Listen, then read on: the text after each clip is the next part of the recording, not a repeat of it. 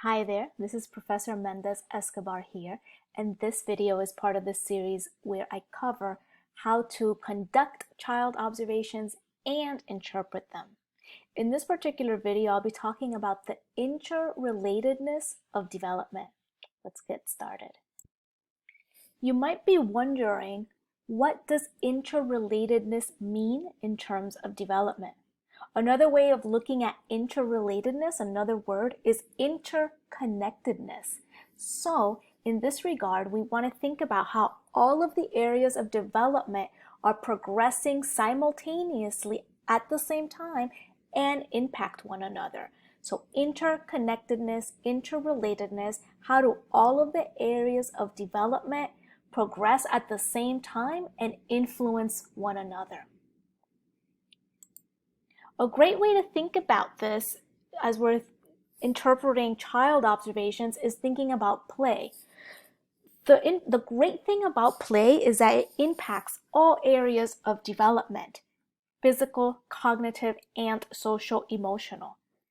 Also, when we think about play, there are different theories that we can consider because play is the work of children.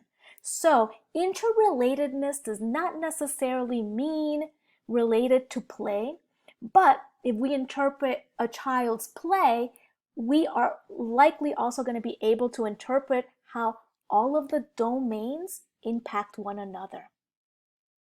So, as always, you want to begin by conducting your observation, which, if you've been following the other videos in this series, you've likely already conducted this observation. If not, hit pause and click the link below to look at this video. So, as you interpret the interrelatedness of development, these are some questions to consider. How do I see physical, cognitive, and social emotional skills in action at the same time? How are the domains influencing one another? So in using the video that's linked, you might answer these questions in this way.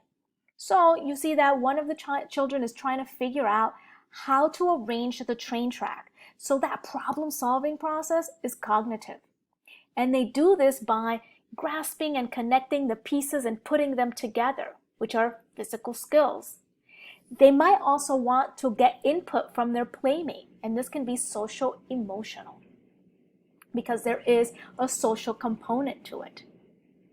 If we're using theories, particularly play theories, to explain the interrelatedness, we can think about part and types of play, in which, in this particular observation, the child's physical and cognitive capacities and their interest in social interaction facilitate collaborative play.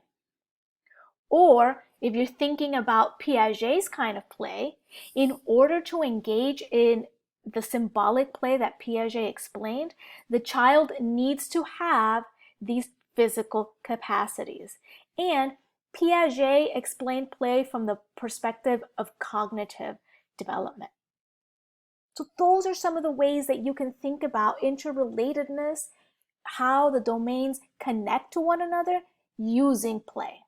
But there are many other ways. This is just a great tool if you are new to thinking about the interrelatedness of development. Why don't you go ahead and think about play? Because if a child is engaged in play, you're likely to see all the developmental domains in action. And as always, when you're writing an interpretation, you'll recap your observation in short 2 to 3 sentences and explain and apply relevant concepts.